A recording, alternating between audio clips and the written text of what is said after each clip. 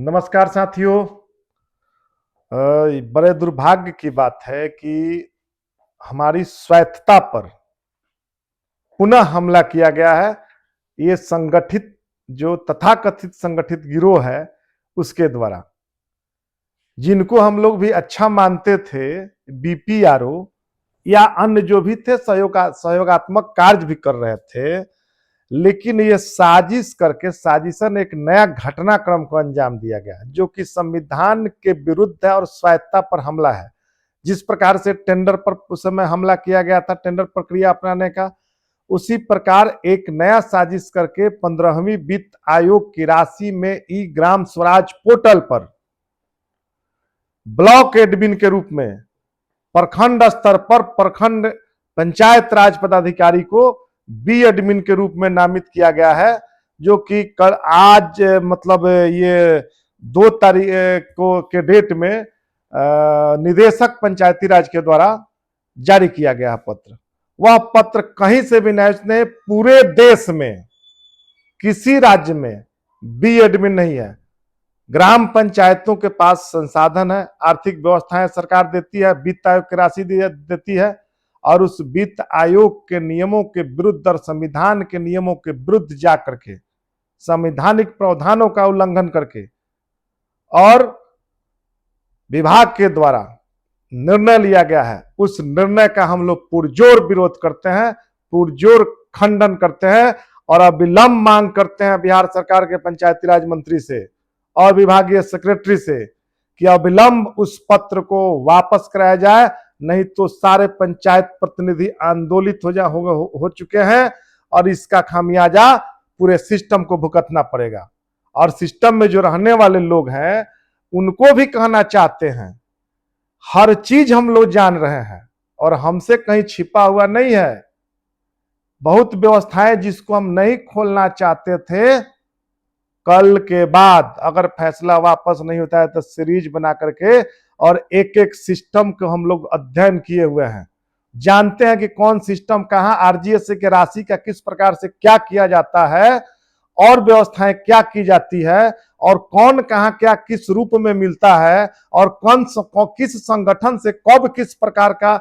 कैसी व्यवस्थाएं की जाती है, वह सब हम लोग जान रहे हैं। बहुत चुप थे,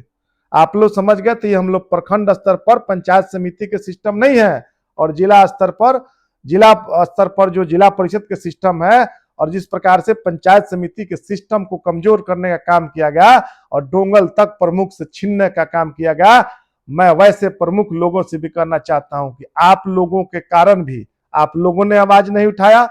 अब इन लोगों का अब मनोबल ऊंचा हुआ है, तो ऊंचे मनोबल को सरकारी व्यवस्था में जो व्यवस्थाएं है, संवैधानिक व्यवस्था है, संविधान से और नियम कानून से उस व्यवस्था के खिलाफ हम लोग हल्ला बोलने का काम करेंगे। और सबसे कहना चाहते हैं और जो भी सुन रहे होंगे उनसे भी कहना चाहते हैं कि ब्लॉक एडमिन बना करके आपने क्या किया, चेकर और मेकर, पंचायत सचिव और मुखिया है, प्रखंड पंचायत स्तर पर उसकी व्यवस्थाएं पहले से थी, हम स्वतंत्र इकाई है। अगर सरकार के लोग सेक्रेटरी साहब से भी कहना चाहते हैं और मंत्री जी से भी, पंचायत क्या स्वायत्त निकाय नहीं है? अगर नहीं है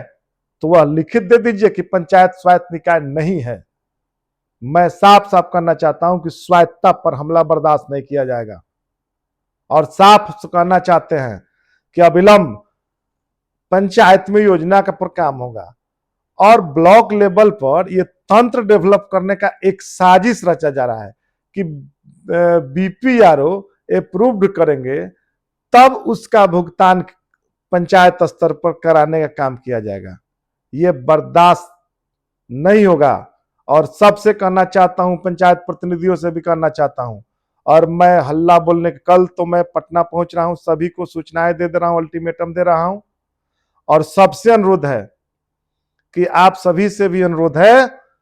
कि पंचायत प्रतिनिधियों से कि 4 तारीख को पटना में आप सभी पहुंचने का काम करिए और 4 तारीख से हम लोग अभियान चलाएंगे और 4 और 6 और सभी जगह जितने भी मिनिस्टर हैं, जितने भी सत्ता में बैठे हुए सत्तासीन लोग हैं, उनके विधानसभा क्षेत्रों के भी पंचायत प्रतिनिधियों से भी कहना चाहते हैं इस वीडियो के माध्यम से